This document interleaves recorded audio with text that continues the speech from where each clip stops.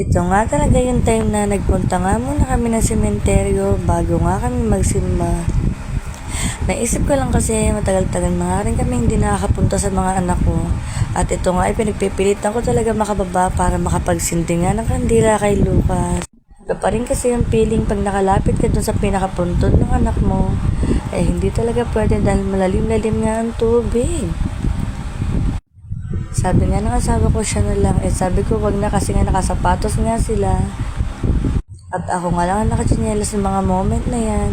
Kaya nga talagang sabi ko sa anak ko, dito na lang kami sa taas magtirik at maiintindihan naman siguro talaga niya. Alam niyo ba yung feeling na nakakasad kasi nga hindi kayo man lang makalapit kasi nga yung pwesto ng anak mo is napakalalim. Tapos nababahaan pa ng tubig. What more pa pag sunod-sunod pa yung bagyo na non-stop, di ba? Ito nga isa kong anak na pinakapanganay ko, ang firstborn ko. Dinaanan na rin namin, hindi talaga pwedeng hindi namin siya dadaanan pag nagpupunta kami kay Lucas. Kahit nga magkaiba sila ng paglipingan, magkabilang dulo talaga nga namang pinupuntahan ko siyang pilit.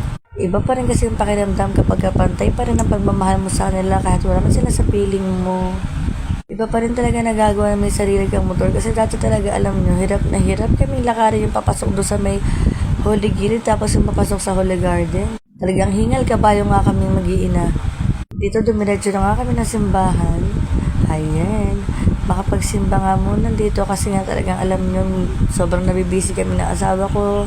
Sobrang daming problemang dumadaan, struggles. Alam kong kaya namin lagpasan to ngayon lang. Talagang pag nandito nga talaga ako sa simbahan, talagang dito ako talaga iniiyak lahat. Mahirap na kasi umiyak sa ibang tao tsaka sa mga kung sino-sinong kaibigan mo. Talagang after na, itichismis ka pa sa ibang tao, ganun. Para sa akin, kaibiganin na lang ang pamilya at walang ibang makakatulong sa iyo kundi sila lang din naman talaga. And thank you for watching mga katesbang. I love you so much.